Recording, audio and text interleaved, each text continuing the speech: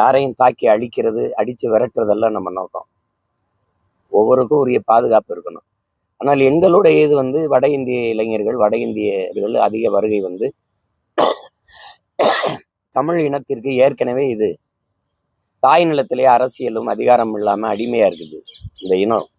இதுக்கென்று இல்லை, சும்மா நாடுன்னு ஒரு பேர் இருக்கும், இதுக்கு ஒன்றும் இல்லை. ஆழமா பார்த்தீங்கன்னா இந்த நிலை நீடிக்கும் போது இப்போ இந்த சிறப்பு வாக்காளர் திருத்தத்தில் அவங்க எல்லாருக்கும் வாக்குரிமை கொடுத்துக்கிட்டு வரும்போது என்ன வரும்னா, இந்த நாட்டினுடைய அரசியலும் அதிகாரமும் மறுபடி வட இந்தியர்கள்ட்ட போகும். இது இந்தி பேசுகிற இன்னொரு மாநிலமா மாறும். சாதாரண பெட்டி கடை, காட்டு வேலை, தோட்ட வேலை எல்லா இடத்துலையுமே வட இந்தியர்கள் வந்துருச்சு.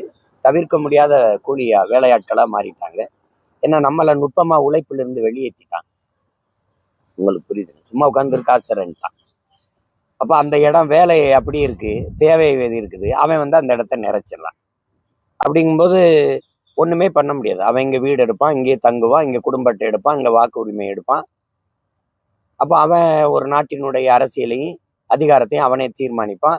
தானாக அதிகாரம் அவன் கைக்கு போயிடும். நான் ஏற்கனவே அடிமையாக இருக்கேன், மேலும் அடிமையாகி அப்போ நாடற்ற நிலமற்றவனா அடித்து விரட்டப்படுவேன். இது நடக்கும். நீங்கள் சொந்த மண்ணில் இருந்து நான் பதிவு பண்ணுறேன், எழுதி வைங்க. இன்னொரு 10 ஆண்டுகள் இது நடக்க வாய்ப்பு இருக்கு. ஏன்னா இந்த திராவிட அதிகாரங்கள் அதை